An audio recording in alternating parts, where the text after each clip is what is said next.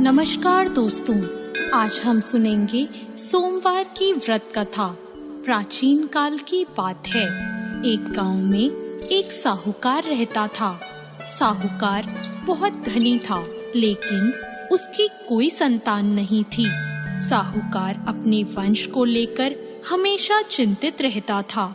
साहूकार भगवान शिव को प्रसन्न करने के लिए सोमवार का व्रत रखता था और व्रत के दौरान भगवान शिव पार्वती की पूजा करता और शाम को शिवलिंग पर दीपक जलाता था।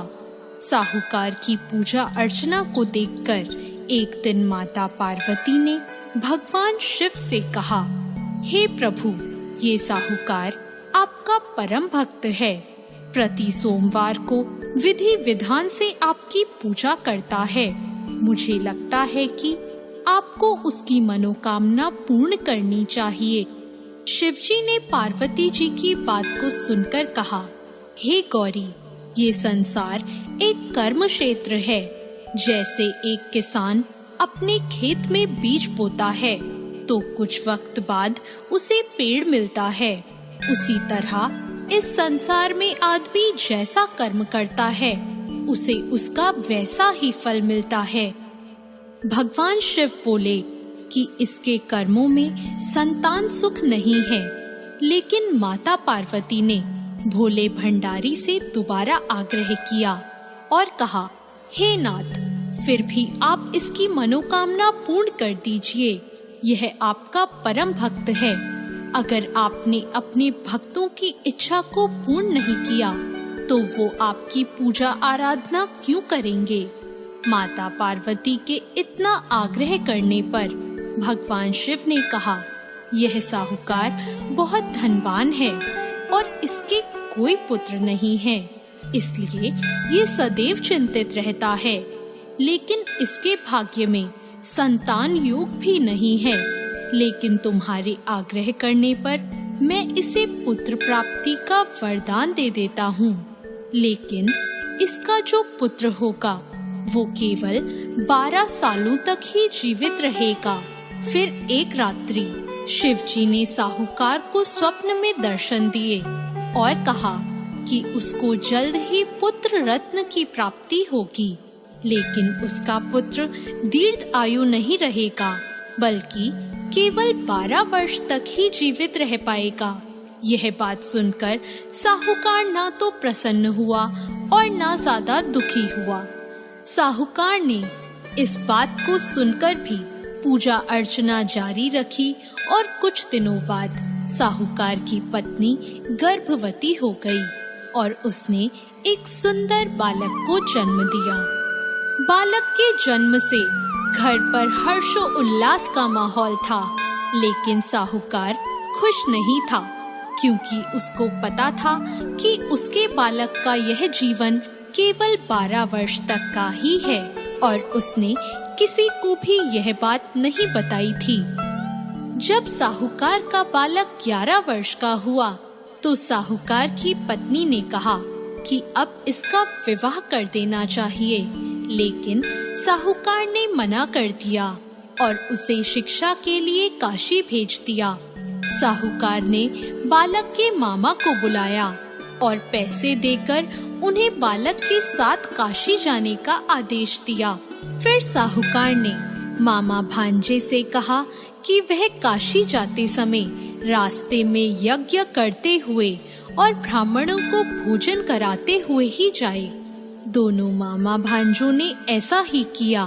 काशी जाते वक्त जिस रास्ते से मामा भांजे गुजर रहे थे, उसका राजा अपनी पुत्री का विवाह एक ऐसे राजकुमार से करवा रहा था जो कि काना था, यानी उसे एक आंख से दिखता नहीं था।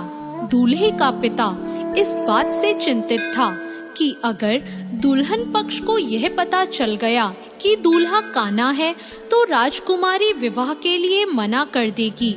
इसलिए उसने जब साहूकार के पुत्र को देखा तो उसने सोचा कि मैं अपने बालक के स्थान पर तोरण के वक्त इस बालक को बिठा दूंगा और दुल्हन के पक्ष वालों को पता भी नहीं चलेगा।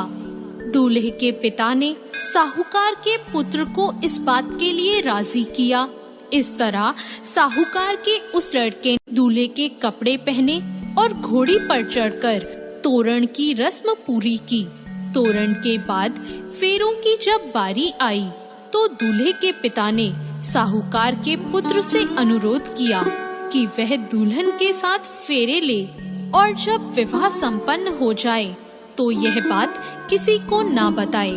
मामा भी राजी हो गया और विवाह समारोह भी निपट गया और शादी संपन्न होने के बाद मामा भांजा काशी के लिए प्रस्थान कर गए। परंतु साहूकार के पुत्र ने दुल्हन के कपड़ों पर लिख दिया कि तुम्हारी शादी मुझसे हुई है, लेकिन जिसके साथ तुम जाओगी वह एक आंख वाला आदमी है और मैं काशी में शिक्षा ग्रहण करने जा रहा हूँ।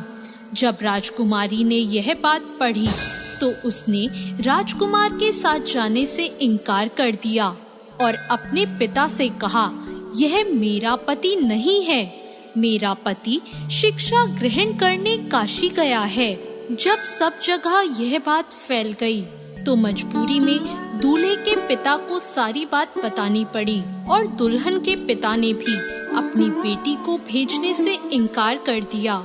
इधर मामा भांजे दोनों काशी पहुंच गए और बालक शिक्षा ग्रहण करने लगा और मामा ने यज्ञ कराना भी शुरू कर दिया।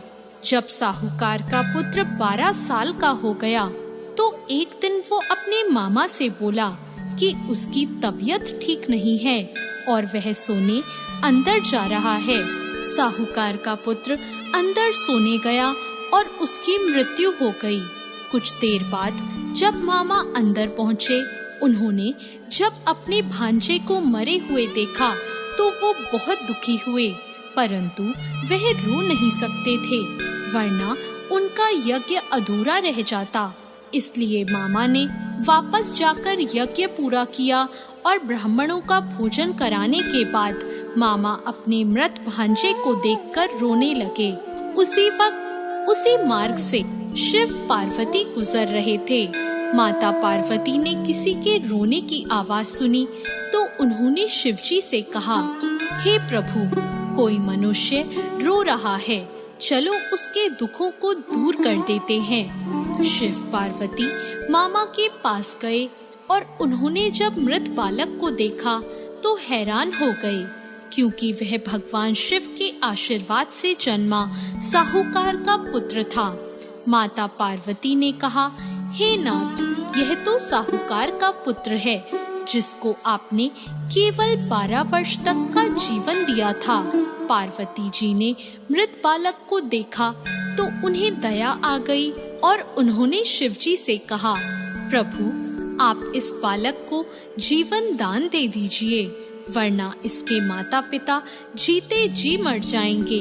माता पार्वती के आग्रह करने पर शिवजी ने उनकी बात मान ली और उसे जीवन दान दे दिया। साहूकार का पुत्र जीवित हो गया और मामा भांजे अपने घर की ओर प्रस्थान के लिए चल दिए। रास्ते में साहूकार का पुत्र उसी शहर से गुजरा जहां उसका विवाह हुआ था। दुल्हन के पिता ने बालक को पहचान लिया और मामा भांजों को लेकर अपने महल आ गए। दुल्हन के पिता ने एक समारोह किया और अपनी पुत्री को साहूकार के साथ भेज दिया।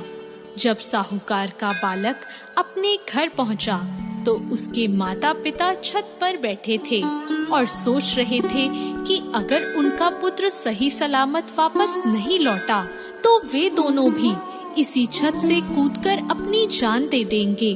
पर उसी समय उसके मामा वहां आ गए और उन्होंने बताया कि उनका पुत्र जीवित है और विवाह करके वापस लौटा है।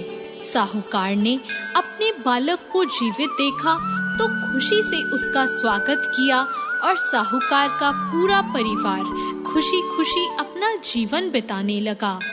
जैसे भोलेनाथ ने इस परिवार पर कृपा करी, ऐसी कृपा सब पर करना। तो दोस्तों, कैसी लगी आपको आज की ये कथा? ऐसी और कथाओं के लिए हमारे चैनल भक्ति को सब्सक्राइब करें। धन्यवाद।